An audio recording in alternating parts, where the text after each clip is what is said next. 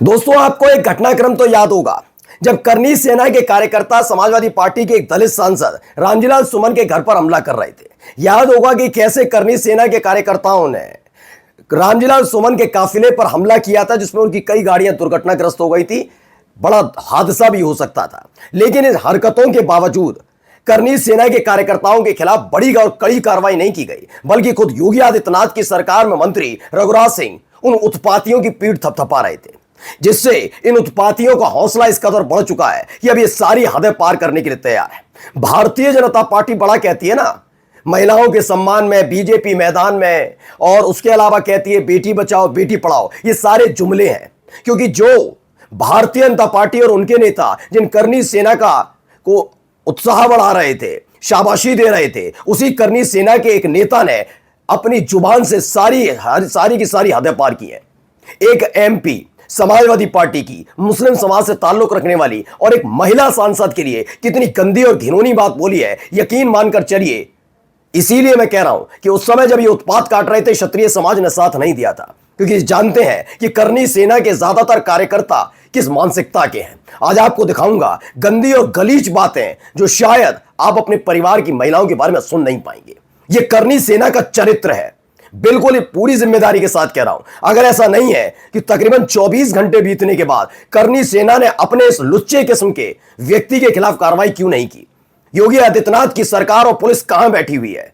आज आपको दिखाऊंगा। समाजवादी पार्टी की महिला सांसद इकरा हसन के लिए खुल्लम खुल्ला ये आदमी गंदगी उगलता रहा, इतनी गलीच और गंदी बातें कि कोई भी इसे बर्दाश्त नहीं करेगा। नमस्कार, मैं हूं प्रज्वल गौतम और आप देख रहे हैं न्यूज सर्किल।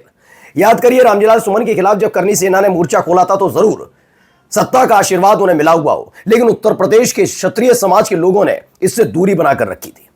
मैं सबकी नहीं कह रहा हूं, कुछ पहुंचे थे, लेकिन ज्यादातर ये आयातित थे। दरअसल पहले आपको बता दूं, करनी सेना का जो वर्चस्व है या दबदबा है वो राजस्थान में है। इन्हें आयात करके बुलाया गया था अपने सियासी बाहुबल को दिखाने के लिए कि अगर उनकी गद्दी पर, साहिब की गद्दी पर अगर कोई नजर डालेगा तो करनी सेना के उत्पाती खड़े हैं। इसलिए आप याद करिए, ये करनी सेना ने जब आगरा में कार्यक्रम किया था रामजीलाल सुमन के एक बयान के बाद, उसके बाद उत्तर प्रदेश के ज्यादातर बड़े ठाकुर और क्षत्रिय समाज के नेता नहीं पहुंचे थे। उन्हें मालूम है ये करनी सेना क्षत्रिय समाज के सम्मान में नहीं, सिर्फ अपनी दुकान चलाने में विश्वास करती है। उस समय भी सारी हदें पार की थी।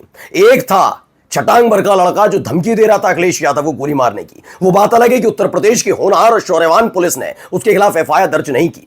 वो बात अलग है कि कोर्ट से लताड़ पड़ी तो एफआईआर दर्ज करनी पड़ी। एक अलीगढ़ का करनी सेना का था जो 5 करोड़ रुपए का इनाम अखिलेश यादव के ऊपर रख रहा था। गिरफ्तारी हुई? नहीं। एनएसए के तहत कार्रवाई हुई? नहीं। घर मकान दुकान टूटा? नहीं। उल्टा बीजेपी के 2 पूर्व विधायक, जिसमें से एक कहता है कि रामजीलाल सुमन में भुस भर दो, एक कहता है कि अगर रामगोपाल यादव ने आंदोलन किया तो जूता लेकर दौड़ाएंगे। ये इनकी भाषा शैली और इनकी सभ्यता थी, और ये अपने आप को बताते हैं कितने बड़े नेता हैं, इसलिए विधायक से पूर्व विधायक हो चुके हैं। तो वहीं योगी आदित्यनाथ की सरकार में मंत्री रघुराज सिंह ने तो सारी हदें पार की। जब रामजीलाल सुमन के काफिले पर लुच्चों ने हमला किया तो उसके बाद उन्हीं लुच्चों की पीठ थपथपा रहे थे। और अब देखिए, एक और इस फहरिस्त में शामिल हो गया है। पहले इसका बयान जरा सुनिए, ये क्या कहता है। सभी हिंदू भाइयों को जय श्री राम और मुस्लिम भाइयों को अस्सलाम वालेकुम व रहमतुल्लाहि व बरकातहू। नहमदुहु नुसल्ली अला रसूलिहिल करीम, अम्मा बाद। बिस्मिल्लाहिर्रहमानिर्रहीम। मैं ठाकुर योगेंद्र सिंह राणा, एडवोकेट, बल्द, स्वर्गीय श्री पृथ्वी सिंह, इकरा हसन माननीय सांसद कैराना, बल्द, मरहूम मुनव्वर हसन साहब से निकाह कबूल। बस इससे इसलिए यहां पर रुकना पड़ा है क्योंकि अब आपको इसकी कहानियां सुनाने जा रहा हूं, दिखाने जा रहा हूं कितनी गलीच सोच के। ये अपने आप के फेसबुक आईडी पर लिखता है ठाकुर योगेंद्र सिंह राणा, कैराना सांसद इकरा हसन अभी कुंवारी हैं। सोचिए कितनी गंदी मानसिकता का आदमी, और खुद शादीशुदा है, बच्चों का भी बाप होगा, तब भी इस आदमी को शर्म नहीं है। और आज मैं खुली चुनौती करनी सेना को देता हूं, अगर इस मानसिकता के तुम लोग हो तो यकीन मानकर चलो तुम्हारे समाज में कोई जगह नहीं है। इसीलिए तुमसे भी क्षत्रिय समाज दूर रहता है, क्योंकि वो जानता है ये करनी सेना जाति के सम्मान और जाति की रक्षा के लिए नहीं, ये क्षत्रिय समाज से ताल्लुक नहीं रखती, बल्कि ये मवालीपन के लिए जानी जाती है। गुंडाई करानी है तो बुलवा लीजिए। अगर ऐसा नहीं है तो अब तक करनी सेना ने इसे बाहर क्यों नहीं निकाला? देखिए क्या लिखता है। मैं भी देखने में उनसे कम खूबसूरत नहीं हूं। सोचिए, घर मकान भी मेरा ठीक ठाक है, जमीन जायदाद और माल की भी कमी नहीं है। मैंने अपनी पत्नी से भी पूछ लिया है, मुरादाबाद में कई मकान है, इकरा हसन चाहे तो मुझसे शादी कर सकती हैं, मैं उनसे अपने घर में नमाज पढ़ने की इजाजत दे दूंगा।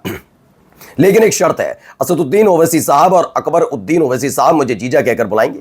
मुझे इकरा हसन से निकाह कबूल है, कबूल है, कबूल है। और ये इस तरह की शब्दावली का इस्तेमाल करता है, खुल्लम खुल्ला करता है। अब दो सवाल है, क्योंकि दोनों बहुत उछल रहे थे ना उस समय।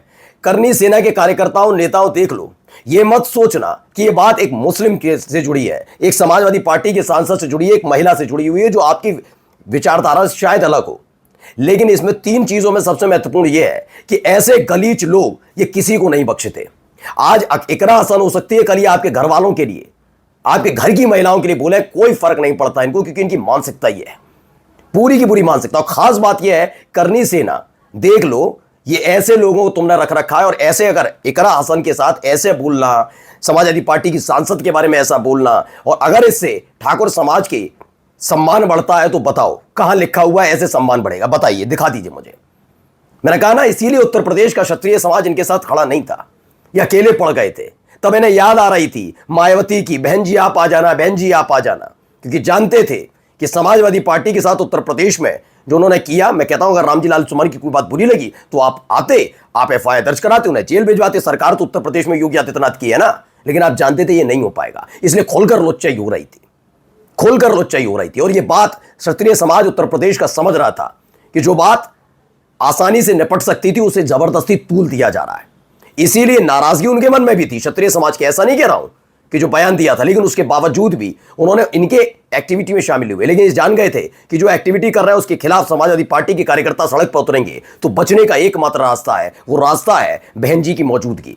क्योंकि सांसद वो दलित समाज से ताल्लुक रखते थे, और जो सरकार इन्हें प्राश्रय दे रही थी कि तुम कुछ भी लुच्चाई करो, मामूली धाराओं में एफआईआर दर्ज होगी, वो सरकार भी दलितों के भरोसे ही चल रही है। इसीलिए बार बार मायावती के सामने, कभी अंबेडकर साहब को आज तक इन्होंने पूछा नहीं, लेकिन उस समय अंबेडकर साहब की जयंती मनाई जा रही थी, ये क्षत्रिय करनी सेना मना रही थी। क्षत्रिय समाज की बात नहीं, करनी सेना सिर्फ। और अब देखिए ये आदमी कितनी गंदी और घिनौनी बात करता है।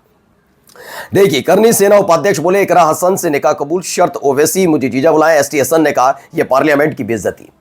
लेकिन बेइज्जती होगी तब ना जब इस पर कार्रवाई होगी। कौन सी बेइज्जती? कोई बेइज्जती नहीं।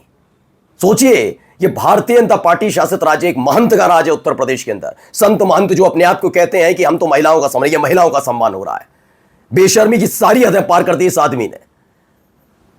मैं जब पहले दिन से करनी सेना के बारे में बोलता था तो कुछ लोग कहते थे ऐसा कैसे कह सकते हो कि इस संगठन के लिए। देख लिया, इस संगठन का चरित्र यही है, और बार बार जोर देकर कह रहा हूं, इसीलिए उत्तर प्रदेश का क्षत्रिय समाज, समूचा क्षत्रिय समाज इसके साथ नहीं जुड़ा। वो जुड़े हैं जिन पर जो बेरोजगार हो गए, जिन पर काम ही नहीं है कोई।